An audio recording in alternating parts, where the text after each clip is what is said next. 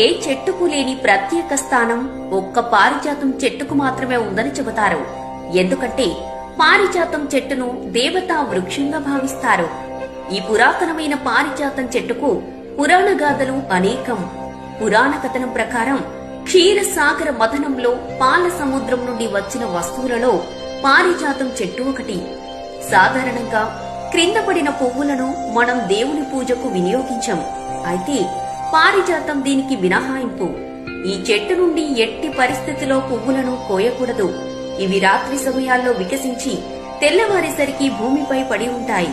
ఇలా రాలిపడిన పువ్వులను చాలా శ్రద్ధతో సేకరించి పూజకు వినియోగిస్తారు.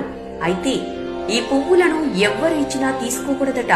అలా తీసుకుంటే పువ్వులు ఇచ్చిన వారికే పుణ్యం దక్కుతుందని మన పెద్దల నమ్మకం.